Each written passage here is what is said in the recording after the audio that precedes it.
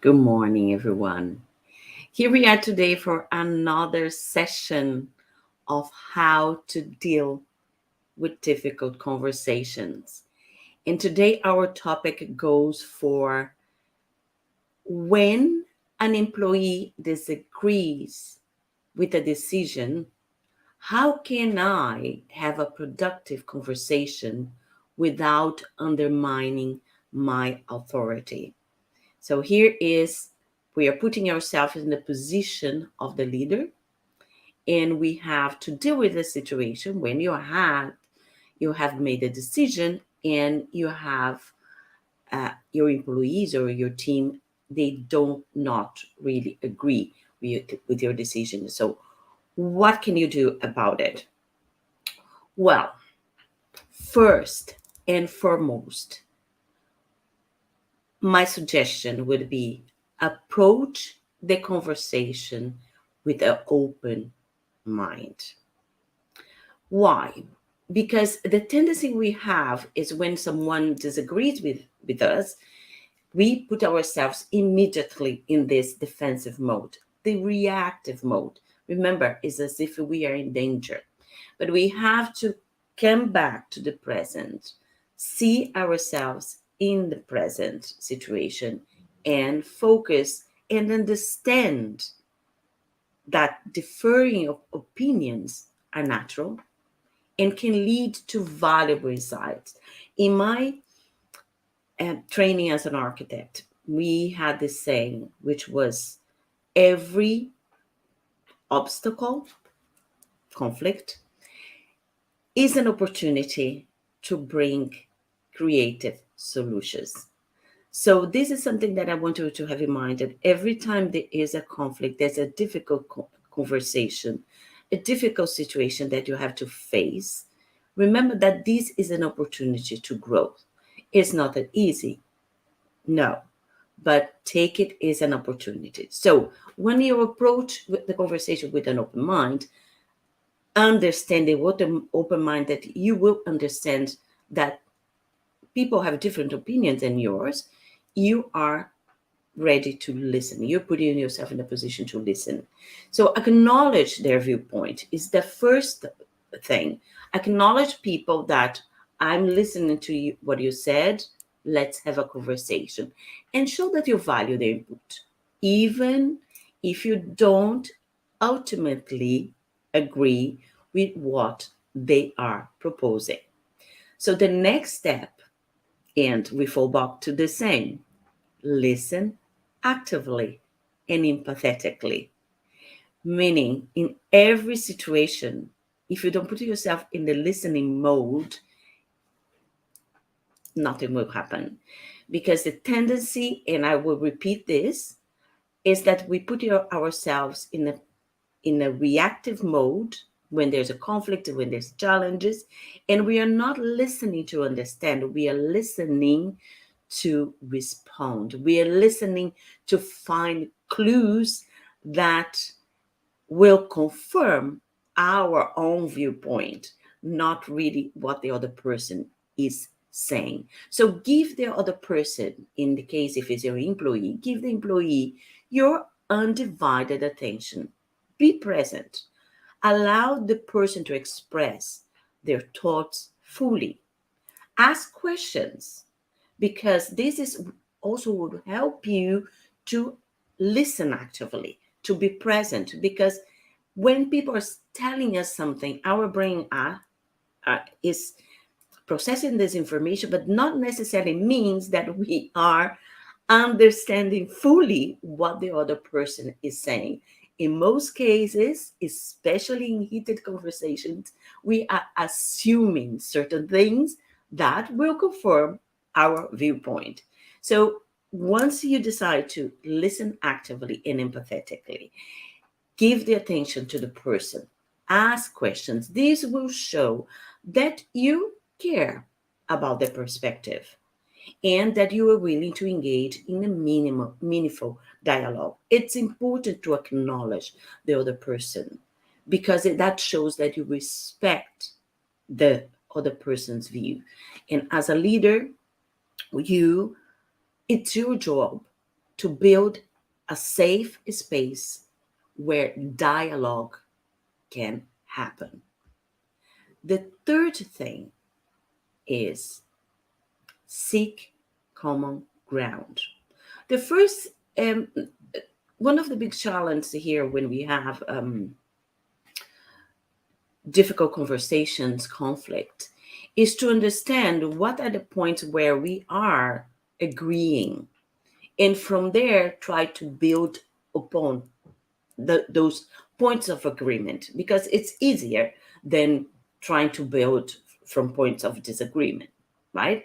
So try to find what are the areas that you were agreeing, even if your ideas, your opinions, your suggestions, your proposals seem in principle different. There will be some points that of agreement, some areas of agreement, and shared goals, because that will allow the other person also to feel heard, feel understood, and even drop down their safeguards, really. Understanding that you are promoting, that you are open for a dialogue. So focus on areas of agreement or shared goals before addressing the points of contention, the points of disagreement. So when you emphasize the common objectives, you create a foundation for finding a resolution that benefits both parties. Hmm? Some people, we all know about the win-win. That's a go for the win-win solution, which is, in principle, a good strategy. However, I suggest you go even beyond the win-win solution. Win-win means you're compromising, and I think it's more when or the topic or the challenge or the difficult conversation is not so, it is not really a high stake one. Is a disagreement, is a conflict, but let's say a more mild one that you can compromise. Certain challenges, certain conflicts, you cannot compromise. You need to find a solution. This is why then a win-win does not really work, because win-win means we are compromising. And when we are compromising, there's always this feeling in the back that there's something that I had to give up in order to give in. Mm? The ideal, and this is the biggest challenge for all of us, is to find this third alternative, is to find this common ground where then we have our differences, but let's go to this third place, and from there, build it up. That is what we have to aim for in any conflict, in any difficult conversation. The next point I want to bring to you is provide context for your decision. That's important. We are rational beings and we want to understand why. Why did you come to this conclusion that we have to go to that direction? Because what happens sometimes, and there's some people in leading positions, and we can say not so good leadership style, they do not provide context for their decisions. There is more a downwards kind of leadership, which is, let's say, old style leadership, and people are told to do things. That's not the best way to go. So you need to tell your people, give people context why you got into that decision, because also you're then giving them the space to give their opinion about your decision with more information, and also they can even correct you. They can even, in a sense, give you more information about other options.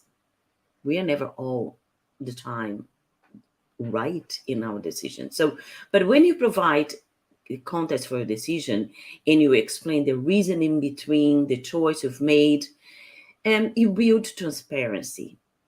And also you show vulnerability as well, because you are telling these people without telling, but by doing so, by your example, by acting in that way, that you are not afraid to be exposed to their own way of seeing things, to you're giving them the context for where you're coming from.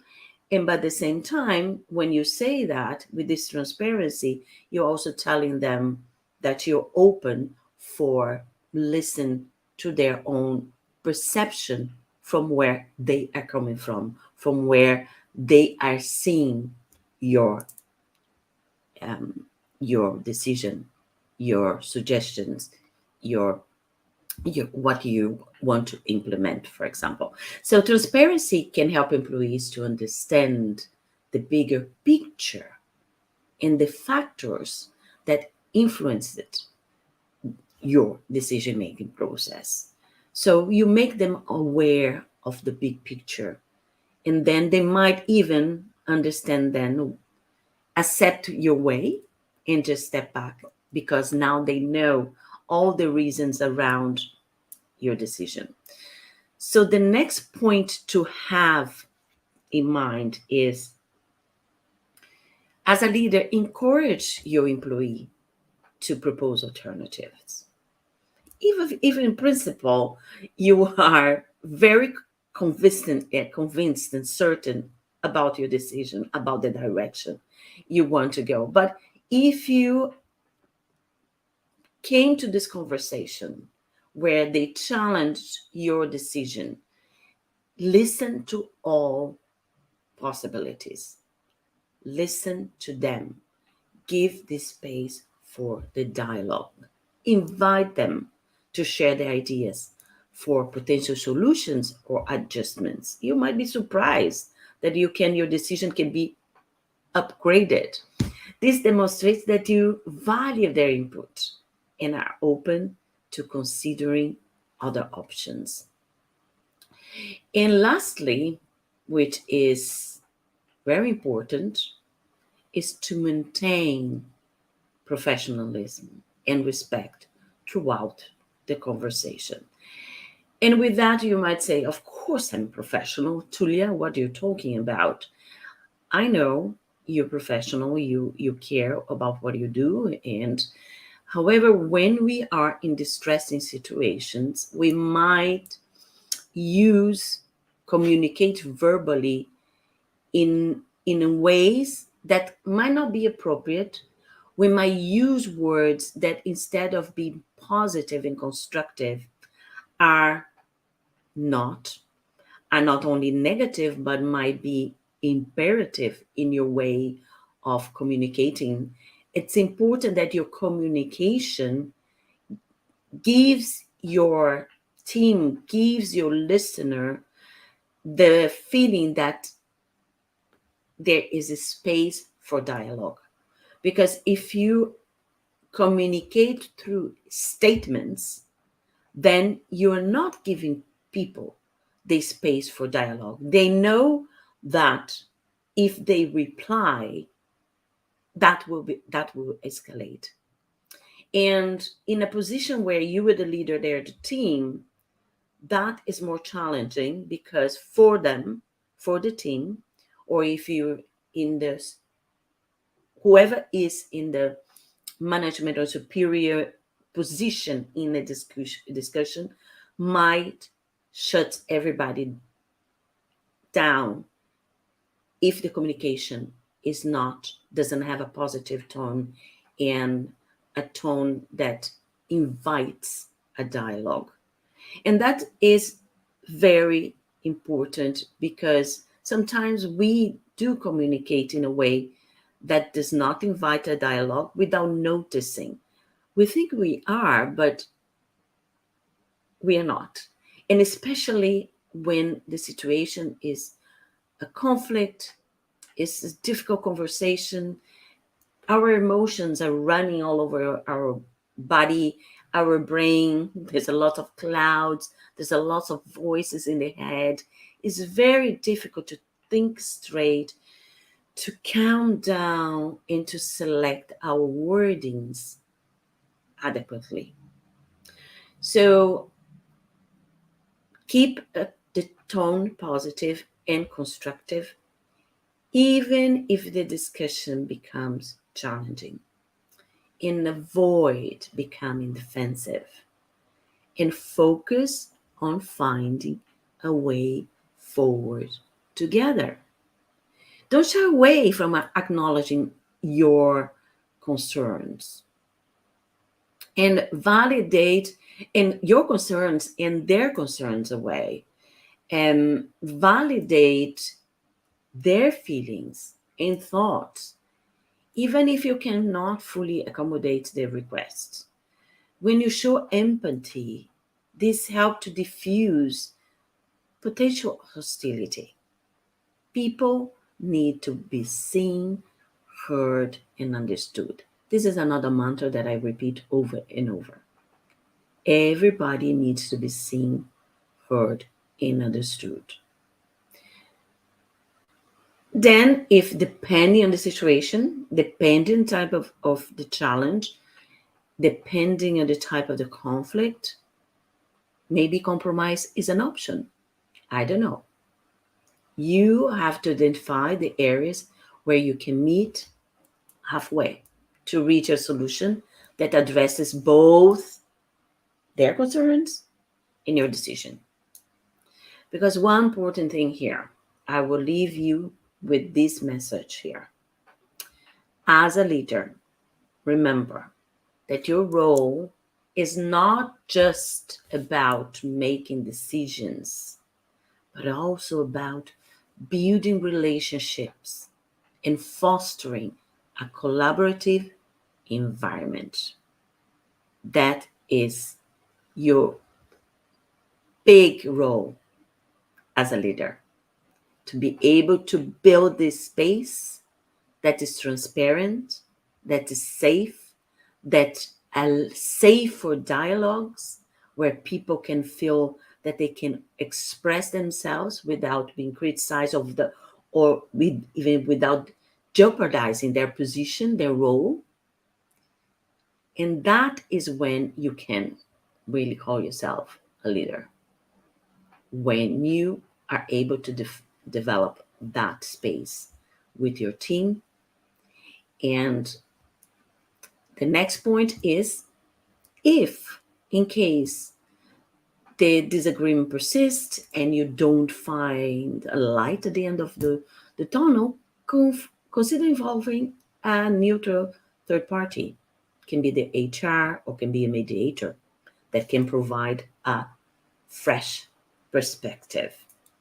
So, and always after decisions made, after conversation, follow up and reiterate your appreciation for the people willingness to share their thoughts, their input, and if you are considering to reconsider a decision, communicate that to them as well. Communicate the adjustments that you plan to make. So, in conclusion, remember, embracing disagreements is an opportunity for growth and improvement that can help maintain harmonious working environment. And remember what I said, my mantra from when I went back when I was studying architecture, that every obstacle, every challenge, every conflict is an opportunity to bring creative solutions.